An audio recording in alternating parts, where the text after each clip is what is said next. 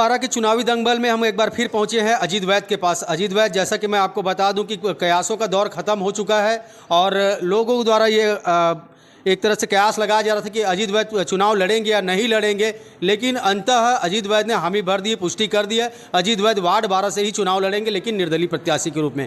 पिछले पंचवर्षीय वो पार्षद थे और बीजेपी ने उन्हें अपना उम्मीदवार बनाया था, कैंडिडेट बनाया था। इस बार भी कयास लगाया जा रहा था कि वो भारतीय जनता पार्टी से चुनाव लड़ेंगे, लेकिन मसला जो है दूसरा हो गया और पार्टी में उन्हें जगह नहीं मिल पाई। लेकिन वार्ड में फिर से वो एक बार चुनावी दंगल मैदान पर है।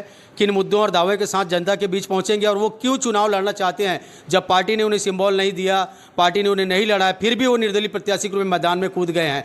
अजीत वैद हमारे साथ हैं, तमाम बात उनसे समझेंगे। वार्ड की जनता से क्या कहना चाहेंगे और लोगों के प्रति उनकी क्या सिंपत्ति, क्यों चुनाव मैदान में फिर से अजीत वैद।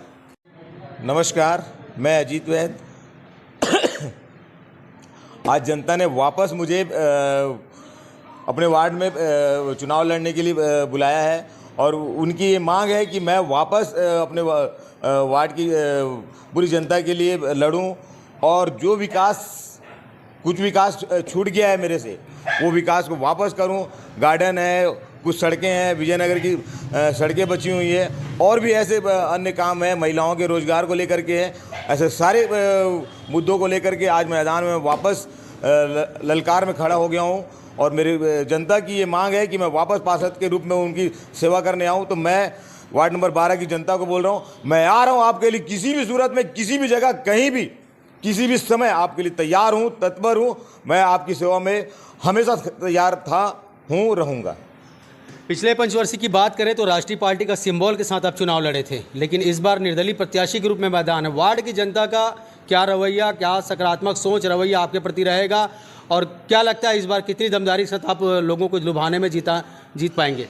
मैं अपने लोगों की मांग हूँ, उन्होंने मुझे वापस बोला है कि कैसे भी करके आप आइए और मैं जहाँ तक समझता हूँ इस बार वार्ड नंबर 12 की जनता मुझे प्रचंड बहुमत से विजयी बनाएगी। यहाँ पर वार्ड नंबर 12 का इतिहास रहा है कि आज तक कोई भी पार्षद रिपीट नहीं हुआ। मैं पहला पार्षद होऊंगा जो आज इतिहास बना करके वार्ड नंबर 12 से निर्दलीय प्रत्याशी बन करके जीत के आऊँगा।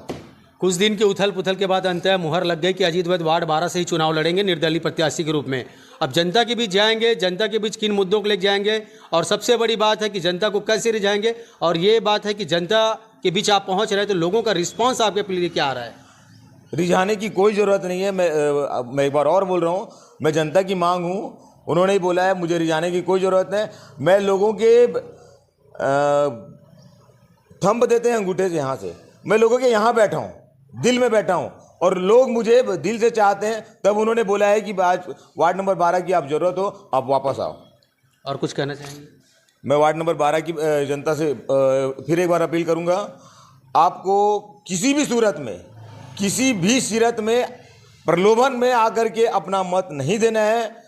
पूरे तन्मयता से सोच समझ करके, अगर लगता है मैं गलत हूं, मुझे वोट मत करो, लेकिन जहां भी वोट करेंगे, जहां भी अपना मतदान देंगे, सोच समझ के थोड़ा सा आत्म आकलन करके करें। जय हिंद, जय भीम। मैं अजीत वैद, वार्ड नंबर 12 आप सभी के सेवा के लिए वापस आ रहा हूं। बिल्कुल, वार्ड क्रमांक 12 से अजीत वैद फिर से 12 वापस आ रहे हैं, लेकिन इस बार पार्टी के सिंबल के साथ नहीं, निर्दलीय प्रत्याशी के रूप में।